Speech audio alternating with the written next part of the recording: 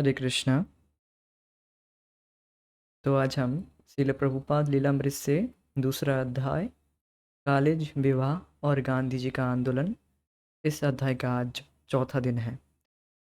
हम पिछले क्लास का थोड़ा रिकैप कर लेंगे, देन हम शुरू करेंगे।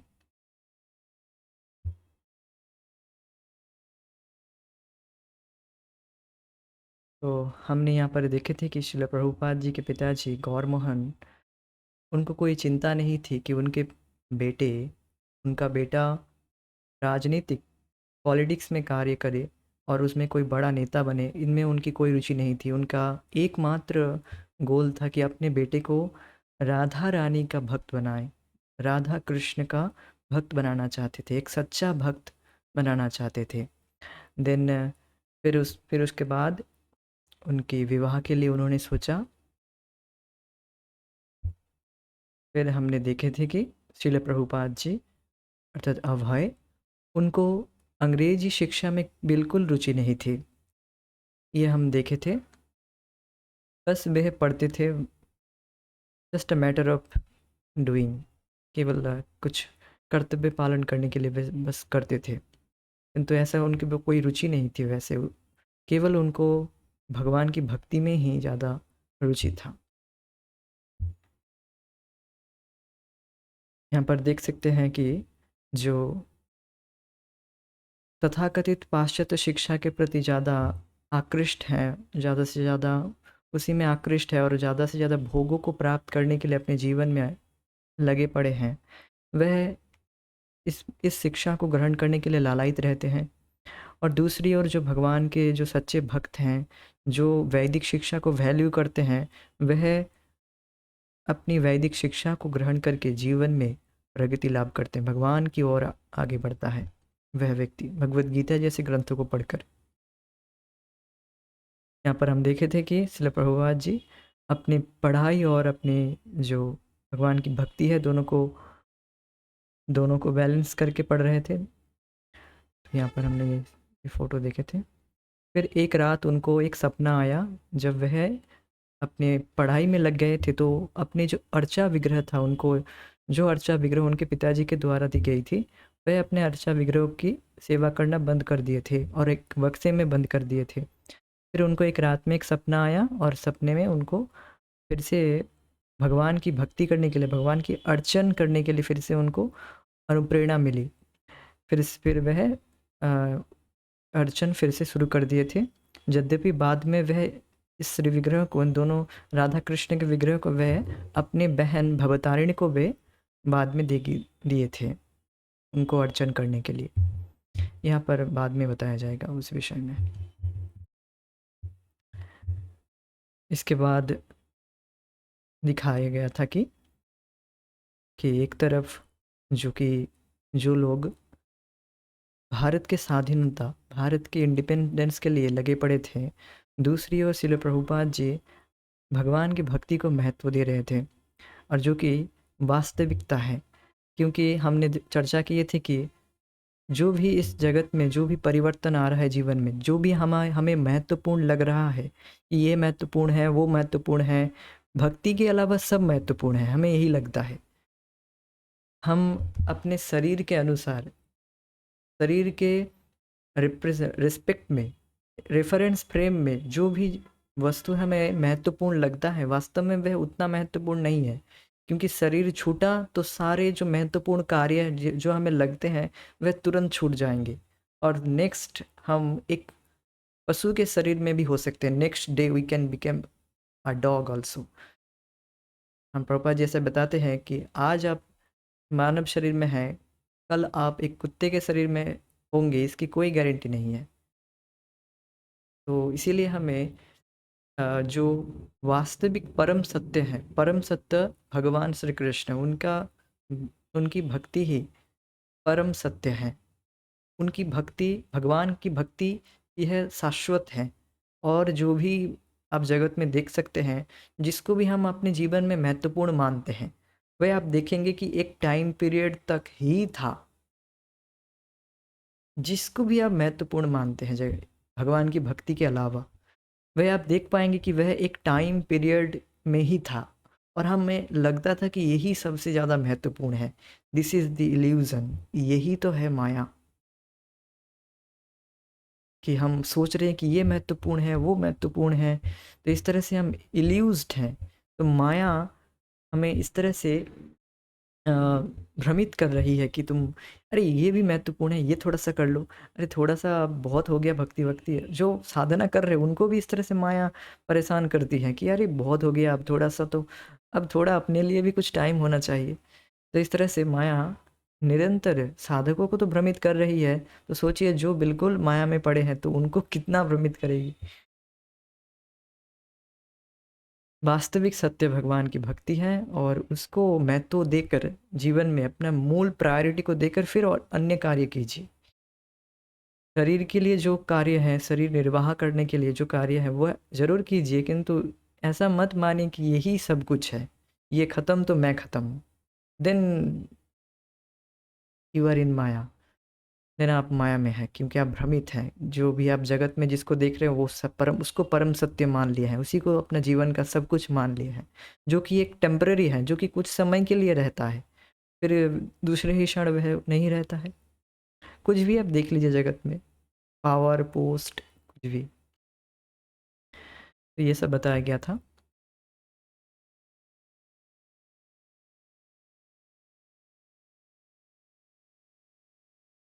तो आज हम आज के विषय में आ जाते हैं।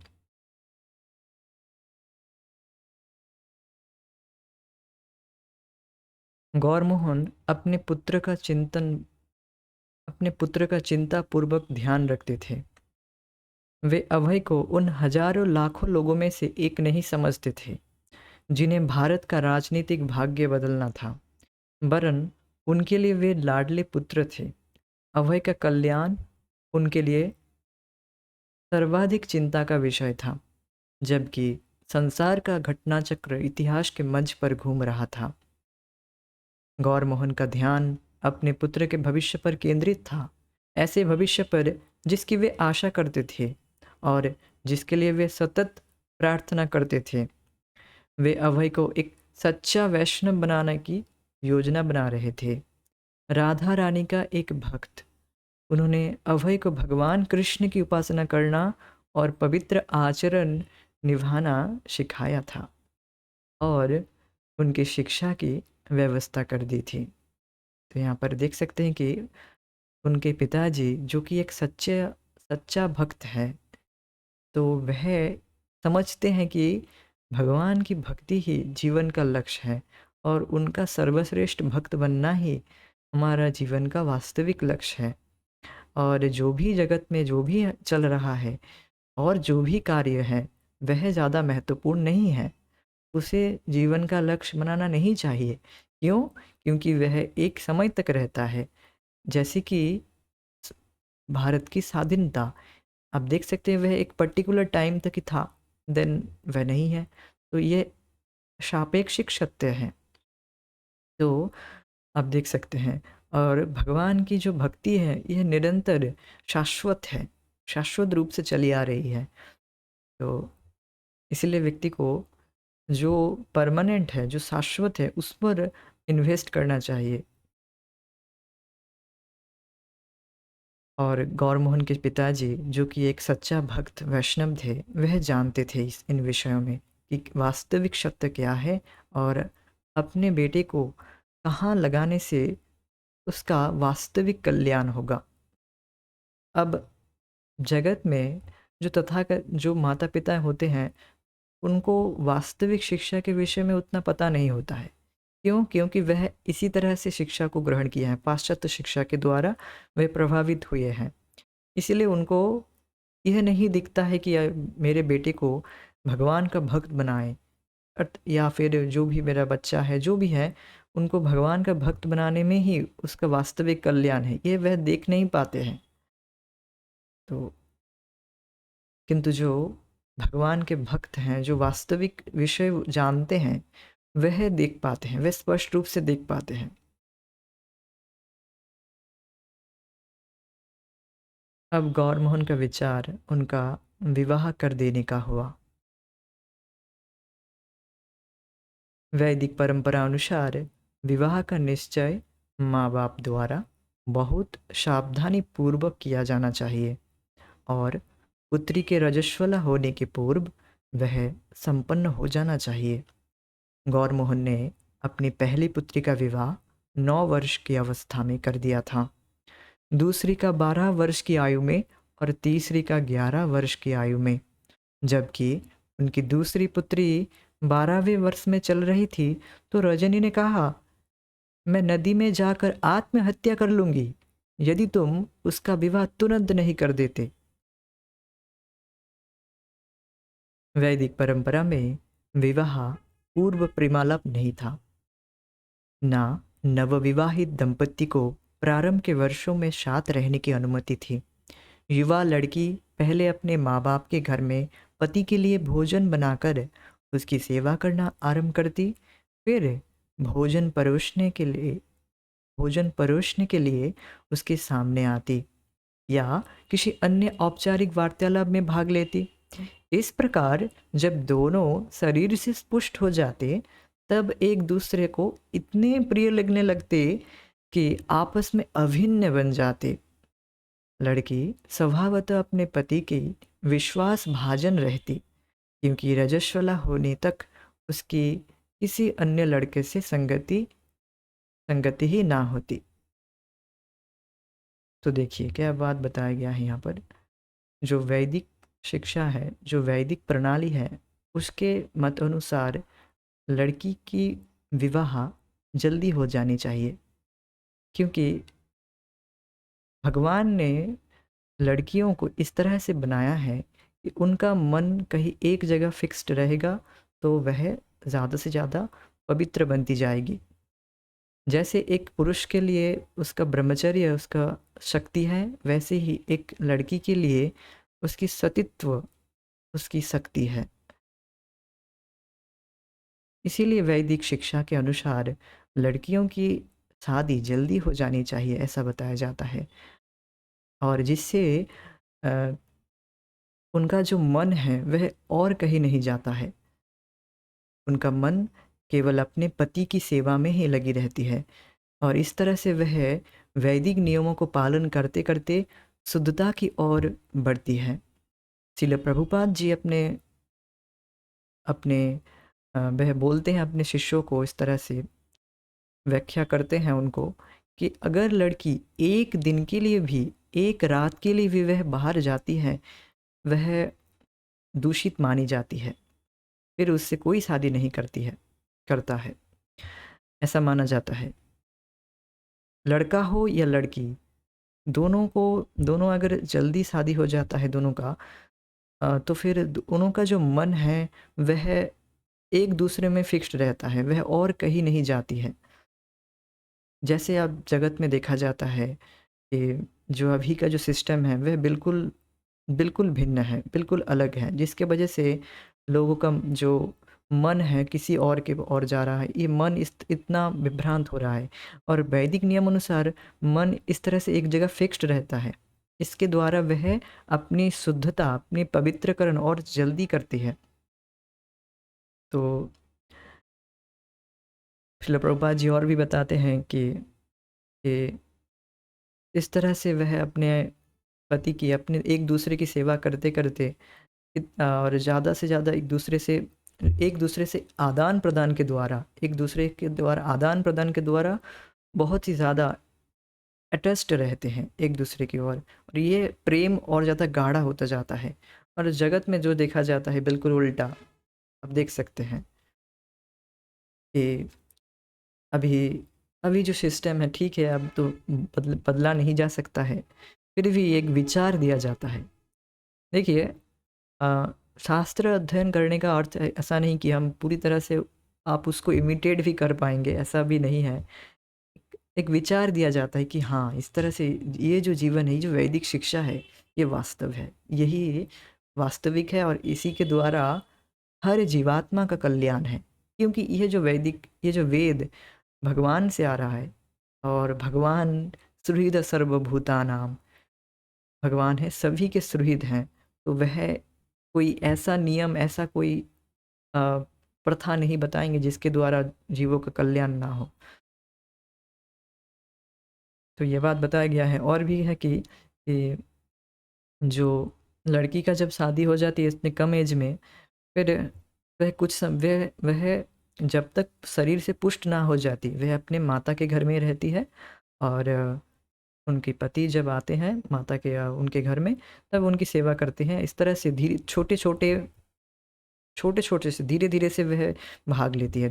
देन वह सेवा करते करते पूरी तरह से एक दूसरे से अभिन्न हो जाती। तो ये बात है। This is amazing, this is बहुत सुंदर मनोवृत्ति, बहुत सुंदर जो डेवलप्ड है, जो कॉन्शियसनेस का जो डेवलपमेंट है, बहुत सुंदर तरीके से यहाँ पर बताया गया है। अब देख सकते हैं क्या प्रश्न है।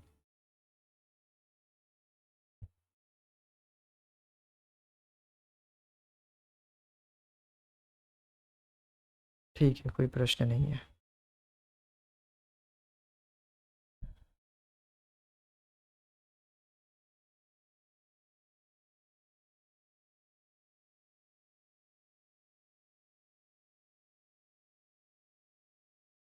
कलकत्ता में गौर मोहन के कई मित्र थे जिनके साथ विवाह योग्य पुत्रियां थी, और काफ़ी समय से वे अभय के लिए एक उपयुक्त पत्नी के विषय में विचार कर रहे थे। विधानीपूर्वक विचार विमर्श के वशाद अंत में उन्होंने राधा रानी दत्तों को चुना, जो मल्लिक से संबंधित एक सुवर्ण वणिक परिवार की कन्या थी। राधा रानी 11 वर्ष की थी। राधा रानी 11 वर्ष की थी। उसके पिता और गौरमोहन की भेंट होने के पश्चात दोनों परिवार विवाह पर सहमत हो गए। और देख सकते हैं कि दोनों परिवार एक साथ बैठकर विवाह के लिए चर्चा किए।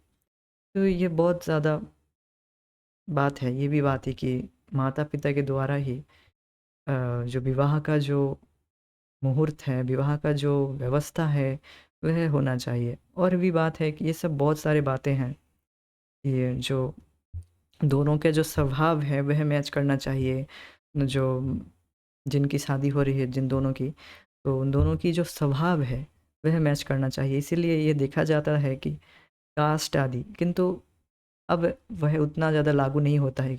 अब कली युग जितना बढ़ रहा है, अब देखना चाहिए कि स्वभाव जिसका जैसा है उसको वैसे ही लड़के या लड़की से शादी करनी चाहिए। ऐसा बताया जाता है भागवतम में कि स्वभाव के अनुसार ही करदम मुनि अपनी पत्नी को चुने थे, और वे बोले थे कि ये मेरी स्वभाव की है, मेरे स्वभाव की है। तो स्वभाव अर्थात क्या? स्वभाव मतलब अ, अगर अगर लड़का भगवान की भक्ति कर रहा है, तो उसे इस तरह की लड़की से शादी करना चाहिए जो कि भगवान के भक्त हैं, जो भी भगवान की भक्ति कर रही है।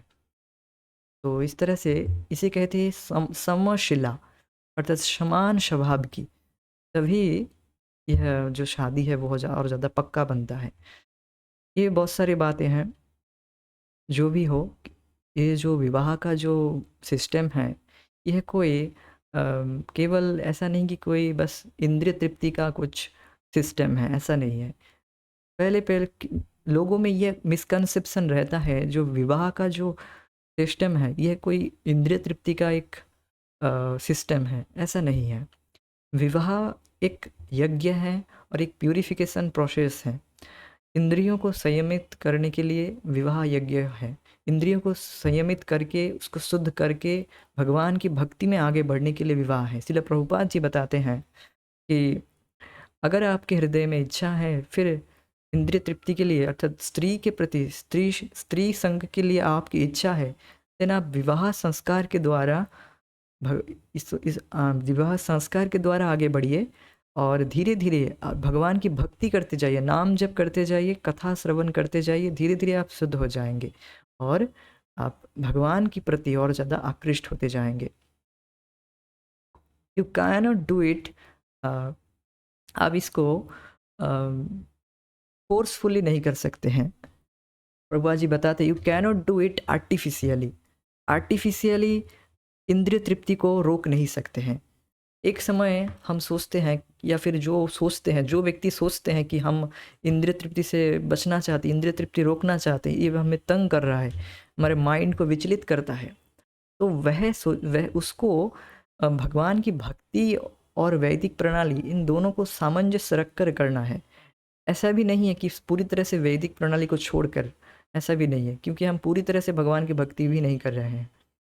तो इसीलिए दोनों को बैलेंस करके व्यक्ति को आगे बढ़ना चाहिए। और ये सब कुछ एक प्यूरिफिकेशन प्रोसेस है। अब सोचिए, देखिए, ये जो प्यूरिफिकेशन का जो प्रोसेस है, तथाकथित शिक्षा में, जो पाश्चात्य शिक्षा में है, उसमें इसके विषय में कोई चर्चा नहीं होती है। इसीलिए हमें इस विषय में एक बूंद भी ज्ञान नहीं होता है। जो तथाकथित शिक्षा व्यवस्था है, उसमें शुद्धिकरण के लिए कुछ भी नहीं बताया जाता है। हाँ, कुछ भी खाओ, जो भी मन में आता है, जो भी मन में आता है वो करो, ठीक है, बस पढ़ाई करो। अरे, पढ़ाई क्या है वो भी तो जानना चाहिए, और पढ़ाई क्यों कर रहे हैं वो भी तो जानना चाहिए। बस केवल शरीर निर्वाह करने के लिए ही पढ़ाई नहीं है।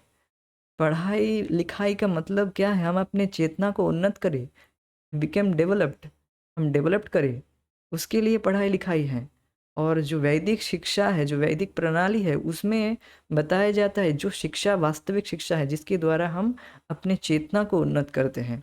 बहुत सुंदर वैदिक सिस्टम है सब कुछ। तो ये बात है।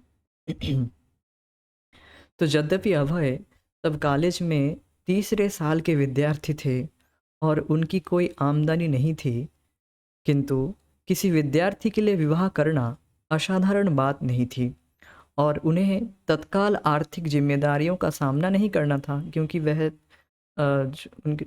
तुरंत अभी गृहस्थी में नहीं जा रहे थे। 6 महीने के बाद ऐसा बताया जाता है कि ऐसा बताया जाता है अभी जब तक वह मैच्योर नहीं होते एक दूसरे के लिए, शारीरिक रूप से मैच्योर नहीं होते, तब तक वह एक दूसरे के पास नहीं आएंगे, एक साथ नहीं रहेंगे। तो इसीलिए उनको अभी तक शिल प्रभुपाद जी अभय अपने पिताजी के साथ ही रह रहे थे। अभय को पत्नी के लिए पिता का चुनाव पसंद नहीं था। अन्य लड़की से विवाह करना चाहते थे, किंतु पिता के प्रति सम्मान के कारण उन्होंने अपनी अनिच्छा को दबा दिया। अभी तो अभय अपने परिवार में रह रहे थे और उनकी पत्नी अपने परिवार में, इसलिए पत्नी के भरण पोषण का दायित्व उन पर तुरंत नहीं आना था। पहले उन्हें कॉलेज की पढ़ाई समाप्त करनी थी। तो यहाँ पर बात है कि इसलिए प्रभुपाद जी को यद्यपि उन्हें उनका चुनाव पसंद नहीं था, फिर भी वह अपने पिता के प्रति सम्मान के कारण उन्होंने अपनी अनिच्छा को दबा दिया। ये बहुत बड़ी बात है। अब पितामह भीष्म के बारे में जानते होंगे, सुने होंगे उनके विषय में, कि अपने पिता के लिए, अपने पिता के सम्मान के लिए, अपने पिता के लिए वह इंद्रिय सुख को त्याग दिए और वह ये प्रचंड भीषण भीषण प्रतिज्ञा लिए कि मैं शादी नहीं करूँगा। वह अपने पिता के लिए, मैं ज़्यादा व्याख्या नहीं करूँगा, मैं बस एक पॉइंट उठाना चाहूँगा वहाँ से कि उनका जो सम्मान था अपने पिता के लिए, कि तो ये जो सम्मान था वही यहाँ पर दिख रहा है थोड़ा सा। I can relate that, but इसीलिए मैं वो बता रहा हूँ, वो विषय उठा रहा हूँ यहाँ पर। वह भीषण प्रतिज्ञा कि मैं शादी नहीं करूँगा, भीष्म पितामह, और वह ब्रह्मचरी रह गए। तो यहाँ पर भी वही थोड़ा सा एक झलक दिख रहा है कि अपने पिता के सम्मान के कारण उन्होंने अनिच्छा को, जो अपनी अनिच्छा है, वह उसको दबा दिया। और ये भी यहाँ पर और भी एक बात है, हमें उतना एक्सपीरियंस नहीं होता है, हम उतना एक्सपीरियंस नहीं रहता है, तो यहाँ पर चांस रहता है कि हम ठग जाए। और कलयुग में ठगना एक एक कॉमन सा है। यहाँ पर कोई भी व्यक्ति किसी को ठगता है, तो अब जिसके साथ आप पूरा जीवन रहेंगे, अगर वही व्यक्ति ठग निकल गया, देन समझ सकते हैं पूरा जीवन आपका हेलिस हो जाएगा। जैसे आगे आप देखेंगे, प्रभुपाद जी की इस कथा में। हाँ, तो ये बात है, ये भी बात है कि चुनाव करना, सही चुनाव बहुत महत्वपूर्ण है। और ये जो भी कुछ चुनाव का व्यवस्था है, इसमें आपको कुछ नहीं करना है, इसमें भी आपको कुछ नहीं करना है। इसमें आपको बस भगवान की भक्ति करना है और जो भी आपकी इच्छाएँ हैं, वे भगवान पूर्ण करेंगे। यह आपको कोई इस विषय में कोई भी चिंता नहीं है। चुनाव ये सब कुछ भगवान के द्वारा निर्धारित है। आपको बस भगवान की भक्ति करना है। जो भी कुछ है, जो भी व्यवस्था है, जो भी मटेरियलिस्टिक व्यवस्था है, भौतिक आवश्यकताएँ हैं, वह सब भगवान आगे से आगे पूर्ण करते जाते हैं। ये सब बात है। और एक मैं कहना चाहता था कि यह सब चुनाव वगैरह माता-पिता वगैरह करते हैं। ऐसा क्यों? क्योंकि उनका जो एक्सपीरियंस होता है वह ज़्यादा रहता है। अब माता-पिता भी सही होना चाहिए, वह भी भगवान के भक्त होने चाहिए और वह भी सही मेंटालिटी के होने चाहिए, सही शिक्षा के द्वारा प्राप्त होने चाहिए। ये सब बात है। जो भी हो मैं लास्ट में एंड में यही पॉइंट बताना चाहूँगा, ये सब कुछ आप अगर भगवान की भक्ति कर रहे हैं, तो भगवान व्यक्तिगत रूप से आपकी जो जीवन की जो कड़ी है, जीवन की जो बागडोर है, वे भगवान ले लेते हैं। जैसे अर्जुन भगवान को अपने जीवन के बागडोर सौंपे थे, वैसे ही हमें अपने जीवन के बागडोर को भगवान को सौंपना है। कैसे? नाम जप के द्वारा। हरे कृष्णा कृष्ण कृष्ण हरे हरे, हरे राम राम राम हरे हरे। बस हरे कृष्ण महामंत्र का जप कीजिए और कथा श्रवण कीजिए। आपका जीवन का बागडोर भगवान के हाथ में है। अब बस आपको कोई चिंता नहीं करनी है, सब कुछ भगवान सँभाल लेंगे, क्योंकि कलयुग में सब कुछ अव्यवस्थित है। सब कुछ अव्यवस्थित है, ये सब कुछ भी आपके हिसाब से नहीं चलता है। तो ये भी बात है। तो मैं दोनों चीज़ को रखा हूँ। एक तरफ वैदिक वैदिक शिक्षा को, जो ये आदर्श है कि माता-पिता के द्वारा ही ऐसा होना चाहिए और माता-पिता भी प्रॉपर ट्रेन होना चाहिए। और अभी देखा जा रहा है, अभी की सिचुएशन के अनुसार मैं बता रहा हूँ कि अभी तो माता-पिता उतना एजुकेटेड नहीं रहते वैदिक शिक्षा के द्वारा। वैदिक शिक्षा के द्वारा वह एजुकेटेड नहीं रहते हैं। तो इसीलिए हमें भगवान को अपने जीवन के बागडोर को सौंपना चाहिए। अपने भगवान को अपने माता-पिता के रूप में वही है, भगवान ही है और वह सब कुछ चुनाव वगैरह करते हैं। तो ये बात है। तो मैं दोनों चीज़ को पैराफ्रेज़ किया यहाँ पर, बताया। वास्तविक जो अभी जो चल रहा है उसको देखकर और जो आइडियल आदर्श हैं वो उसको दोनों को बताया मैं।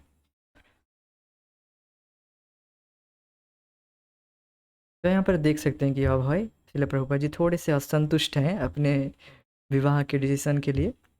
यहाँ पर आप एक रिप्रेजेंटेटिव फ़ोटो रखा गया है, जिससे हमें यह जो हमें हमारे हृदय में ये छप जाए, क्या रहा है, क्या बातचीत क्या हो रहा है।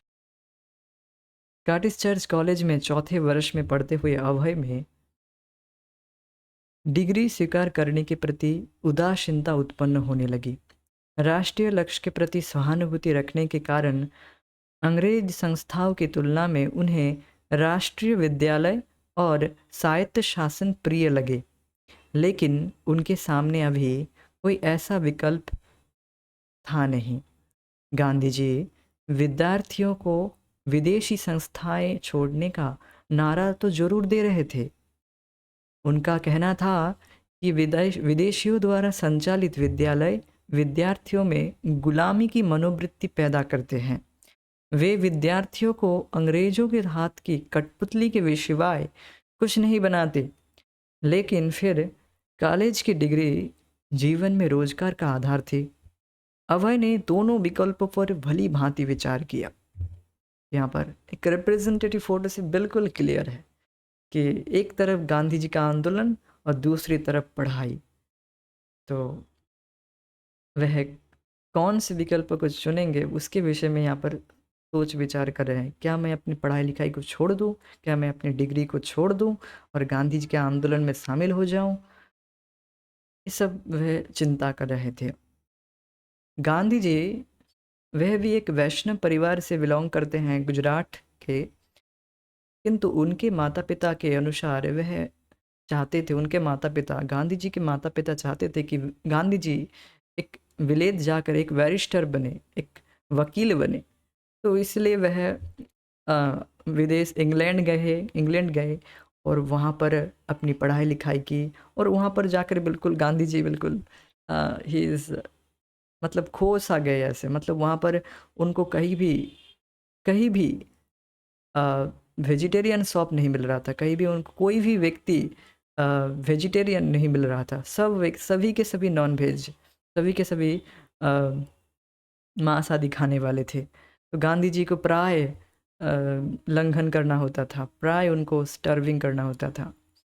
तो एक एक जगह मिला, एक रेस्टोरेंट मिला जो कि वेजिटेरियन था और उस रेस्टोरेंट में एक संस्था था उसमें जो कि इंग्लैंड वेजिटेरियन सोसाइटी नाम से ऐसा कुछ तो नाम है और उस सोसाइटी में गीता पढ़ाया जा रहा था और गांधी जी को वहीं से गीता पढ़ने के लिए प्रेरणा मिली और वह वहाँ से गीता पढ़ने लगे और गीता को गुजराती में ट्रांसलेट करने लगे और इस तरह से जो गीता का वह पढ़ाई लिखाई करते भी और जब वह लेक्चर भी देते थे गीता को कोट करते थे 12वां अध्याय जो 12th चैप्टर है गीता का भक्ति योग के विषय में सारे योगों को प्रस्तुत करने के बाद भक्ति योग को सर्वश्रेष्ठ बताया जाता है जो कि है भी और इस भक्ति योग को उन्होंने अपने स्वराज में वो अपने स्वराज के लिए वो इस्तेमाल किए अर्थात भगवत गीता को एज ए मतलब भगवत गीता को वह भक्ति भगवान कृष्ण की भक्ति के लिए नहीं कर रहे थे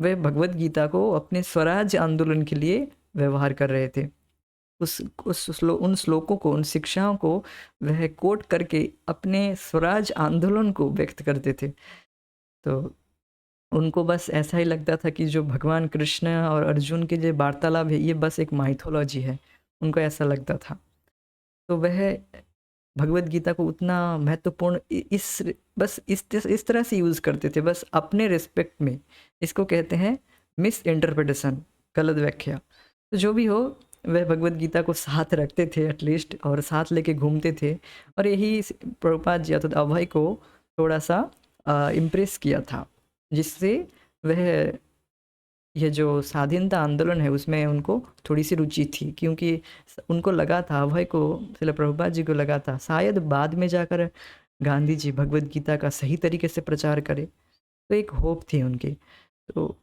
एक्सटर्नली उनको उनका एक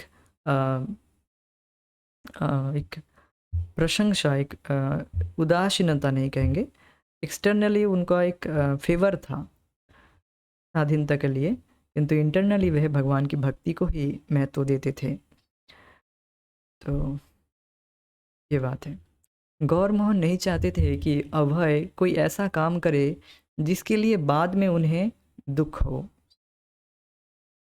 उन्होंने सदा सही प्रयत्न किया था उन्होंने सदा यही प्रयत्न किया था कि वे अपने पुत्र के लिए सबसे अच्छी योजना बनाएं लेकिन अभय की अवस्था अब 23 वर्ष की हो गई थी और अपने लिए कोई भी निर्णय उन्हें स्वयं करना था गौर मोहन ने भविष्य के बारे में सोचा अभय की जन्मपत्री कहती थी कि 70 वर्ष की अवस्था में वे एक महान धर्म प्रचारक होंगे लेकिन उसे देखने के लिए गौर मोहन तब तक जीवित रहने की आशा नहीं करते थे फिर भी जन्मपत्री को सही मानने में उन्हें पूरा विश्वास था और वे अभय को तदनुसार तैयार करना चाहते थे उन्होंने वैसा ही करने का प्रयत्न किया लेकिन कृष्ण भगवान की क्या इच्छा है इसे जानने का कोई उपाय नहीं था सब कुछ कृष्ण भगवान पर निर्भर था और कृष्ण भगवान राष्ट्रीयता योजना और ज्योतिष के नियमों और एक ऐसे निरंकार कपड़े के व्यापारी की इच्छाओं से परे थे जो अपने लड़के को श्रीमती राधा रानी का पक्का भक्त और श्रीमद् भागवतम का प्रचारक बनाना चाहते थे यद्यपि गौर मोहन की ओर से अभय को जो कुछ वे चाहते उसे करने की छूट थी किंतु उन्होंने सावधानी पूर्वक उन्हें हमेशा उस मार्ग पर चलाना चाहा था जिसे वे सर्वोत्तम समझते थे अस्तु कॉलेज के विषय में अभय के निर्णय में बिना दखल दिए गौरमोहन उनके लिए अच्छे व्यवसाय की तलाश में लग गए, परिणाम चाहे जैसा भी हो। तो देखिए यहाँ पर क्या क्या विषय बताया गया है, जो हाईलाइटेड पॉइंट है देखिए। तो गौरमोहन सदा अभय के लिए एक अच्छा एक अच्छी योजना बनाते, जिससे उनके बेटे का, उनके पुत्र का अच्छे भला हो। हर कोई पिता चाहते हैं कि उनका बेटा आगे बढ़े, जीवन में आगे बढ़े और सफल हो। अब जो जो जगत में जो माता पिता होते हैं, उनका जो कॉन्सेप्शन होता है वह तो होता है भौतिक अर्थात इंद्रिय तृप्ति के आधार पर होता है। वह तो समझ उनका ऐसा विचार रहता है कि जो हमारा बेटा इंद्रिय तृप्ति में हाईएस्ट बन जाए, इंद्रिय तृप्ति अच्छे से कर ले, बस यही उनका सफलता है। किंतु जो वास्तविक शिक्षा से शिक्षित माता पिता है, वह जानते हैं कि हमारा बेटा जब भगवान का भक्त बनेगा, पक्का भक्त बनेगा, तभी वह जीवन में सफल होगा। और गौरमोहन यही चाहते थे कि उनका बेटा, जिनकी भविष्यवाणी की जा चुकी थी कि वह 70 साल के आयु में जाकर एक महान धर्म प्रचारक होंगे, जो कि आप देख सकते हैं अभी भी। और इसके लिए उनको उनको तैयार करना था। तैयार मतलब इसके लिए उनको अच्छे से ट्रेन करना था। तो गौरमोहन देखते थे कि उनके बेटे का जो भविष्य है उसके लिए उनको तैयार करना था। तो ये सब बात है। और एक बात यहाँ पर पॉइंट है कि कृष्ण भगवान की इच्छा ही सर्वोत्तम है, सर्वश्रेष्ठ है। ना कृष्ण भगवान की इच्छा ना तो ज्योतिष पर निर्भर है, ना तो भारत के भगवान, ना तो राष्ट्रीयता, ना तो किसी हमारे जैसे कोई व्यक्तियों का, वो व्यक्ति पर भगवान निर्भर करते हैं। अरे तुम्हारी भी तो राय बताओ, फिर तुम्हारी राय अनुसार मैं कुछ करूँगा। भगवान ऐसे किसी की राय नहीं लेते। भगवान है स्वराट है, भगवान पूरी तरह से स्वतंत्र है। वह चाहे तो पूतना जैसे राक्षसी को भी अपने गोलोक धाम में धात्री के रूप में, अपने माता के रूप में रख ले, कोई प्रश्न नहीं करने वाला है। यारे आपने पूतना को क्यों अपने धाम में भेजा? ये तो राक्षसी है, था आपको मारने के लिए आया था, आई थी। आप इसको क्यों भेजे? ये प्रश्न करने के लिए कोई नहीं है। भगवान स्वराट है, वह चाहे किसी को भी भगवान के अपने पास ला सकते हैं और किसी को भी एम्पावर्ड कर सकते हैं, अ, किसी को भी निमित्त बना सकते हैं आपके जीवन में परिवर्तन लाने के लिए, किसी को भी निमित्त बना सकते हैं भगवान, आपको भगवान की भक्ति में लाने के लिए।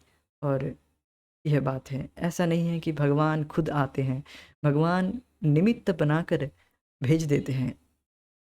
ये बात है, ये बहुत महत्वपूर्ण बात है, भगवान पर निर्भरता।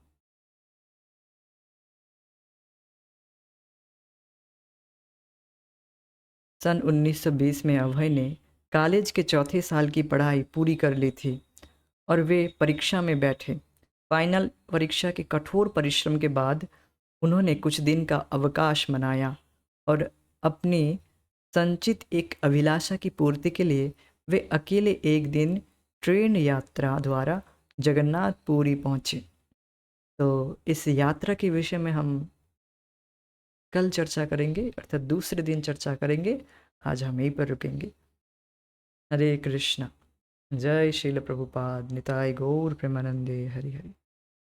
हरे Krishna. Thank you so much. Thank you for joining.